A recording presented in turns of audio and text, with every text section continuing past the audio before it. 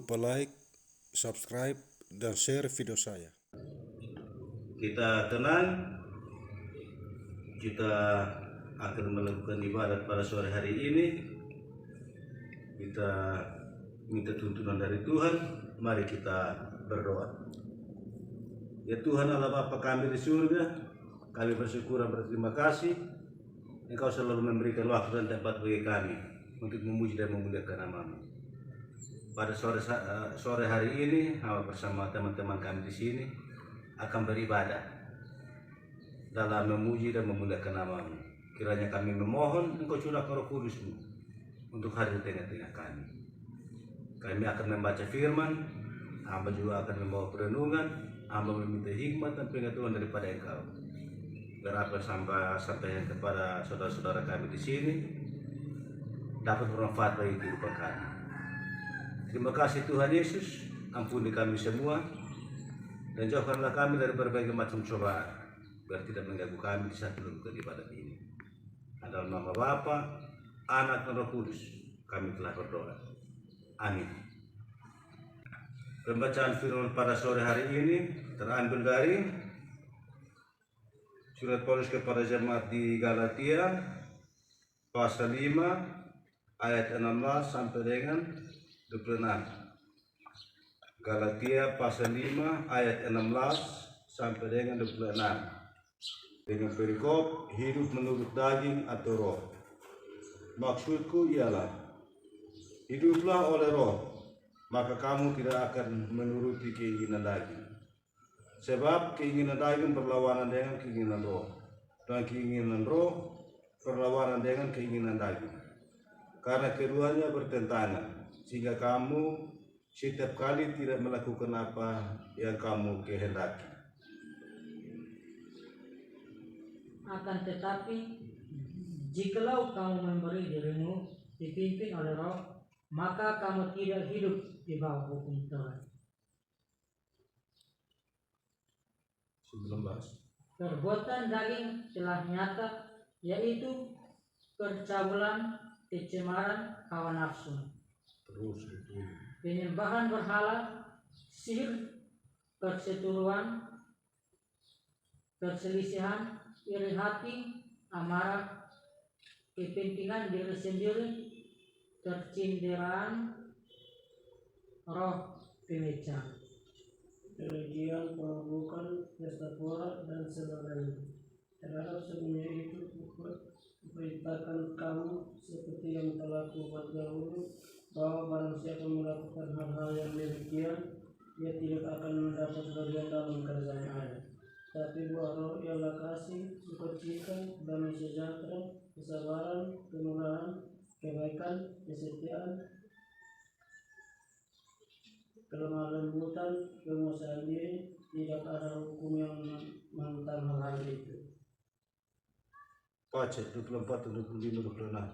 Barang siapa mencari milik, ulangi, barang siapa mencari milik Kristus Yesus, ia telah menyalibkan daging dengan segala hawa nafsu dan keinginannya. Jikalau kita hidup oleh roh, baiklah hidup kita juga dipimpin oleh roh. Dan janganlah kita gila hormat, janganlah kita saling menantang dan saling mengikuti. Baik, demikian firman Tuhan yang kita peroleh pada sore hari ini. Yang dikatakan berbahagia adalah orang mendengar firman Tuhan, memelihara dalam hati, dan melaksanakan dalam kehidupan sehari-hari. Shalom untuk kita semua. Shalom. Bagaimana? Semua sehat kan sekarang? Sehat. Baik, terima kasih. Kita tetap bersyukur kepada Tuhan karena kita masih diberi kesempatan, masih diberi waktu untuk memuji dan memuliakan nama Tuhan dalam beribadah. Jadi saja kita semua jangan bosan-bosan untuk kita berdoa Jangan bosan-bosan kalau diajak untuk beribadah. Yang baru masuk juga nanti menyesuaikan supaya ada keseimbangan dalam hidup.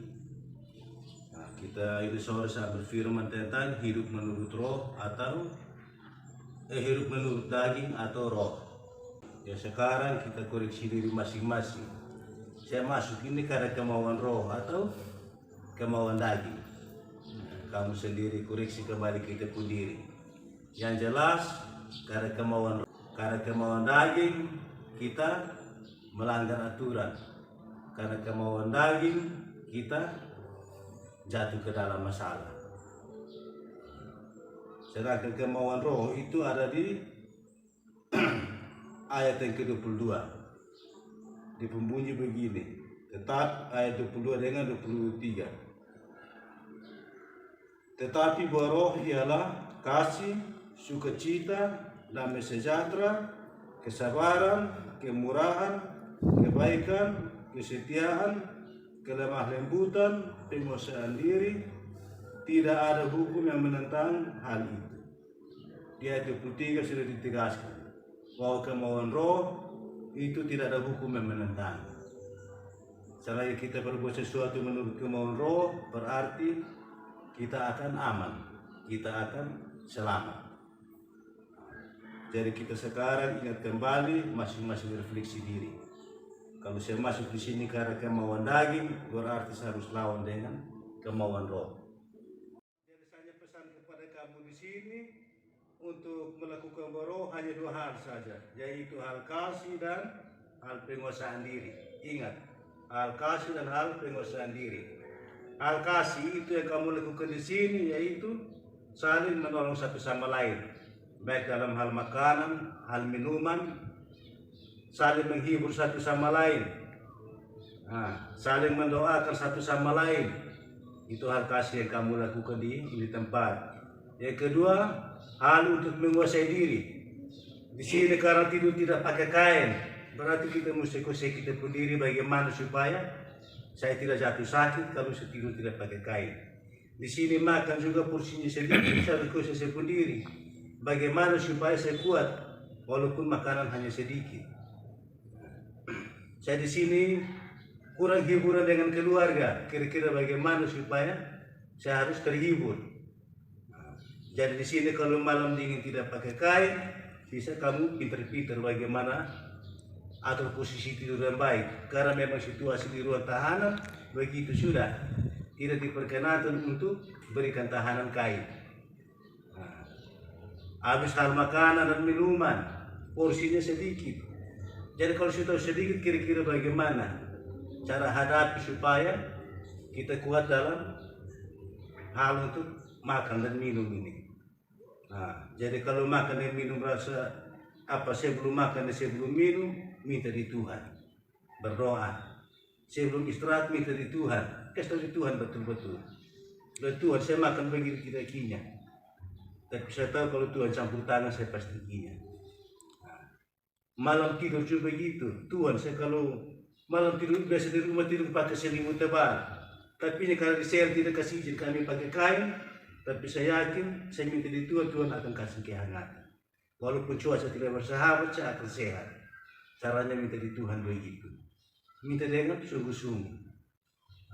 Jadi kamu di sini tetap lakukan buah roh, cukup tentang hal kasih dengan hal penguasaan diri.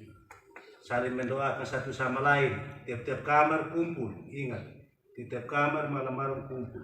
Luangkan waktu cukup 5-10 menit. Kalau bisa sampai 1 jam, puji Tuhan. Satu hari di kamar bisa sembahyang sampai 3-4 kali, puji Tuhan. Tapi setidak-tidaknya 1 hari isi waktu untuk berdoa. Supaya kita bisa hadapi di persoalan dengan sukacita. Hadapi dengan mengandalkan Tuhan. Kasih tahu keluarga di luar, kasih tahu keluarga yang datang kunjung bahwa kami di sini juga ada berdoa. Kami di sini juga sering ibadah. Kasih tahu keluarga supaya di sana juga mendukung kamu dalam doa. Jangan datang hanya kita persoalan tentang kebutuhan lagi, seperti makanan, minuman. Kita hanya pesan-pesan itu, tapi kita lupa minta supaya mendukung kita dalam doa. Ingat, kita kalau harus ada keseimbangan antara kemauan daging dengan kemauan roh. Kalau kita keluarga sudah terkesihkan makanan, setidak-tidaknya kita juga berharap kepada keluarga untuk doakan kita. Jadi firman yang saya ambil ini sore tentang hidup menurut daging dan roh, saya ambil singkat saja. Jadi apa saya pesan, saya harap kamu semua simpan dalam hati.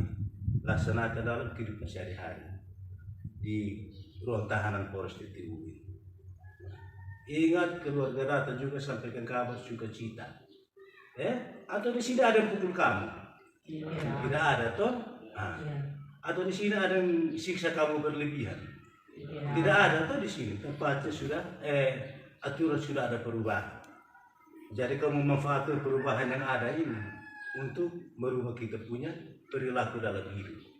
Nah, yang dulu saya punya kemauan daging tinggi, sampai di sini harus saya hidupkan kemauan roh yang ada dalam diri saya. Andalkan Tuhan Yesus dalam menghadapi masalah. Ingat, ini Om David punya masalah tetap tidak bisa damai. Runi punya rempace dengan Ari, tadi satu cek juga tidak bisa damai. Om Domi punya juga tidak bisa. Terus kamu dua kasus apa nih yang baru masuk juga tidak bisa damai. Tetap nanti ujung-ujung kamu ketemu di pengadilan. Bapak punya juga tidak bisa damai. Tetap ujung-ujung di pengadilan. Jadi tetap bersandar kepada Tuhan. Nah, ente mau pakai pengacara, ada keluarga, ada apa segala, tapi ingat Tuhan nomor satu. Ingat Tuhan nomor satu. Nah, minta petunjuk di Tuhan supaya Tuhan kasih petunjuk. Hebatnya kita punya Tuhan yang kita sembah, itu Tuhan Yesus. Dia datang itu untuk selamatkan kita orang berdosa. Itu hebatnya kita punya Tuhan. Bukan dia cari orang benar, tapi cari orang berdosa. Jadi ini firman yang saya bawa, kira-kira dapat bermanfaat dan dapat kita laksanakan dalam kehidupan sehari-hari. Amin. Jangan lupa like, subscribe, dan share video ini.